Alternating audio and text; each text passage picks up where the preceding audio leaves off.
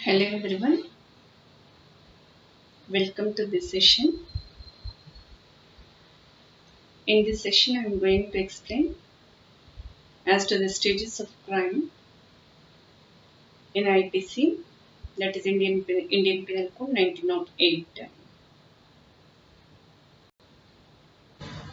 Stages of crime, it is indicating the meaning that the crime is involving certain stages in its commission.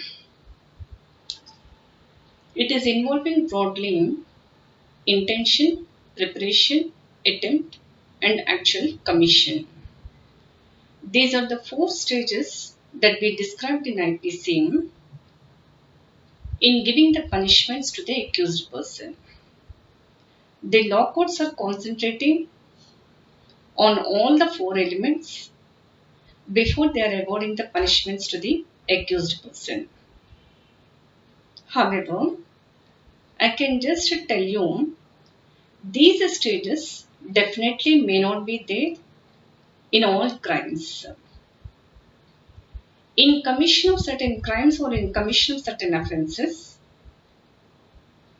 we may not find all the three elements.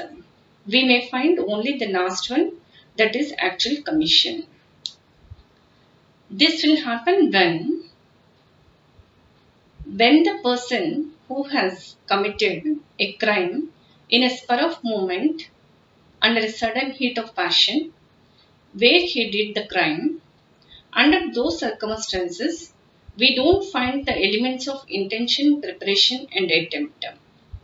These elements may be absent in those circumstances.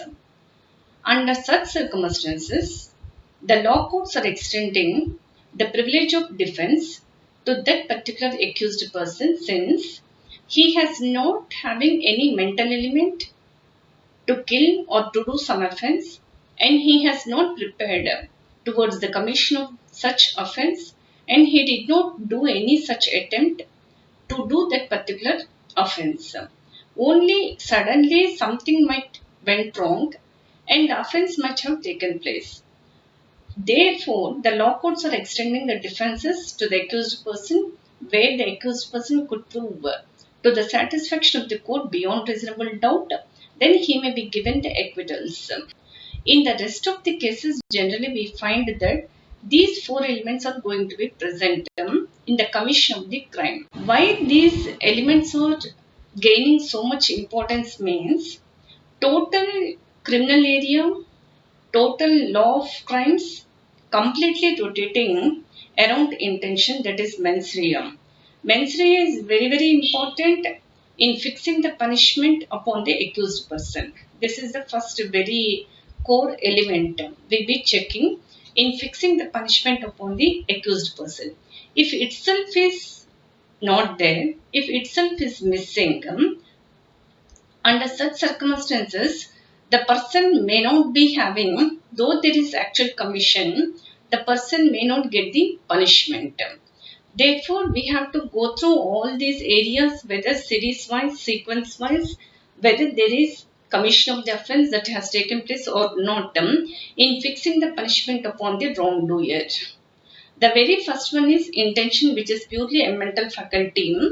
This mental faculty, we are trying to deduce it from some external activities, some external modes, which he is giving some practical shape to his mental element. If he has not put anything forward, a step forward in giving some practical shape to his mental element, that is his intention, then we cannot catch hold the neck of such accused persons. Merely having something intention in our mind may not result in actual commission of the mistakes. All the people, we may be having so many intentions in our mind. Every minute, every fraction of second, our intentions may be changing. But every intention may not be right. Even our intentions may also be very much guilty. But still, though they are guilty, but still, the law cannot punish us. Simply, we are not giving any practical shape to our intentions. If once we are able to give something practical to our intention, definitely it is going to result in some wrong, and we are going to get the punishments. If that intentions are not given any practical shape, practical implementation, the intention merely sincere remaining in the mind itself, no punishments can be awarded thereunder. For example, A wants to kill B with poison. Unless he gives the poison to B, he cannot be punished under IPC. Simple. Intention, merely having intention can't be punished. Merely having some mollified intentions in the mind cannot be punished. Those mollified intentions must be given some practical shape, and they must be resulting in some wrongs. They must be resulting in some harm, some injury to the outsiders. Then they can be dragged under IPC, and accordingly we can fix the punishments upon them. But so long as the intentions of retaining in the mind itself, then we can't avoid any punishment. The next stage, after having the intention, we are going to the preparation stage. That means first you need to have some intention, guilty mind must be there, your ideas must be there to do some offense. Those, in order to do that particular offense, what are the modes you are searching for? In which mode you want to commit the offense is also very, very important. How you are getting equipped with yourself for the commission of the crime. That means, for example, where the person who wants to kill the other person with some pistol, then what he is doing, he is just finding whether any pistol is available and whether the pistol is loaded or not, and he is just filling the bullets in that pistol, and now after having it loaded, then he wants to target at the person whom he is intending to kill. That means he is making some preparation by buying some gun, by buying some bullets, by loading it, and searching for the proper time to kill the other party. This is called preparation stage.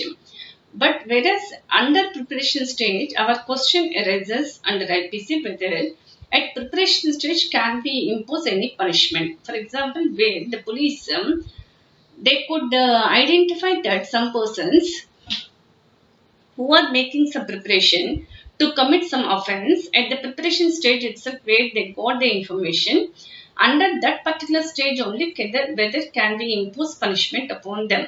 If that is the question, our answer must be partial. That means in some cases it is punishable, in some cases it is not punishable. That means at preparation stage itself is some areas are taken into consideration by IPC as punishable areas at preparation only, and some areas are left without any punishment. In general, they are not punishment. The punishments are being awarded the most serious offences, especially where they are being targeted against the security of the country. Security of the nation is the first priority for us. When something is going wrong and making preparation to target the country, waging war against the government, section 121, 121, there or there, at preparation stage itself, where the information is gone to the police, then they can arrest, and accordingly, if once it is found that they are guilty, immediately at the preparation stage itself they are punishable, even it is not taking the subsequent stages. Here the same example which I have taken in the first instance, I have taken the same example where A wants to kill B with poison. He bought it, but he did not yet offer to the hands of the B. Under these circumstances, we cannot avoid the punishment. The preparation stage is also punishable. I have given in the next slide.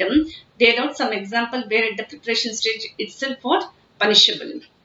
The next one is attempt. If we come to the attempt, it is just one step away for the actual commission, just preceding to the actual commission. That means almost everything is set very much ready, and the accused person is in the next minute he is going to commit the crime. When he is equipped with everything, and when he has just gone one step forward for the actual commission, then that attempts are punishable in almost all the cases without any exception. Attempts are very much punishable, but the students have to catch one point here.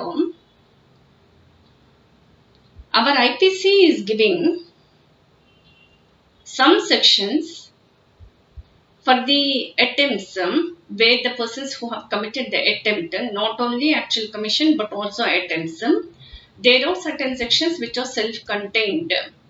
In those self-contained areas, you are finding the punishments thereunder. That means there is no any separate section. Attempts are also included in the same section. But there are certain offences which are very, very serious.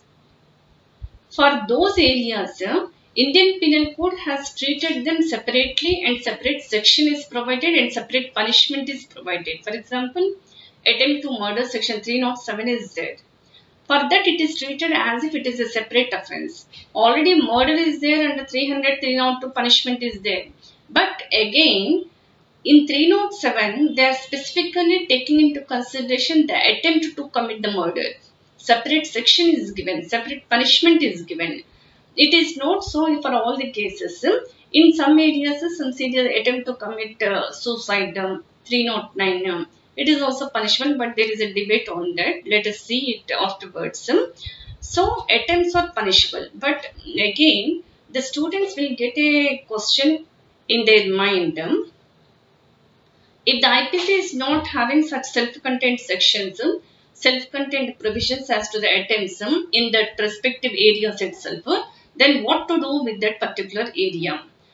The best example which I can give you is, Mr. A wants to commit theft, pickpocket he wants to do. Mr. A, what he did, he has seen one passenger in that bus, when Mr. B is there. He has cut the purse of pocket of B, and he found one purse there, but that purse found to be empty. There is no any rupee in that purse. It found to be empty. Now the question is whether the Mr. A, can we have to impose punishment upon him for committing of the theft or not?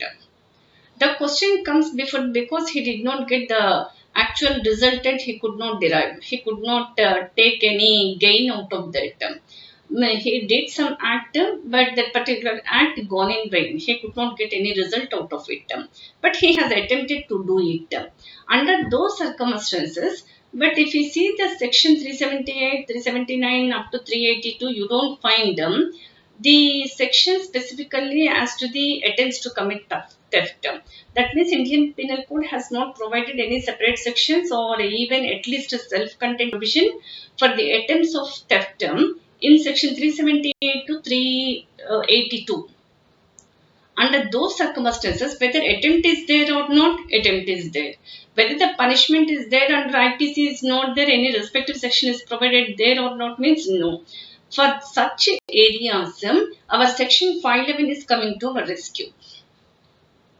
All the residual part, wherever the sections are not provided any punishment to the attempts, those areas can be just dragged under section 511 and we can avoid the punishment as per the section 511 provisions. For the rest of the provisions in the respective areas, the respective sections are providing. If it is not so, but still attempts are there, for those areas we have to go to section 511. Now the last one is actual commission. We know that for the actual commissions, all the offences are punishable only and the culprit he is going to receive the punishment. These are the preparation stages which I have given, section 122, 126, 235 and 399.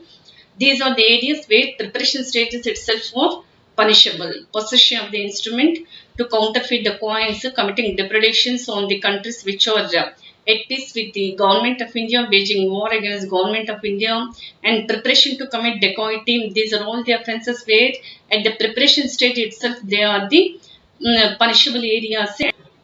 So in the previous slide we have seen that punishment will be given at preparation stages in some areas.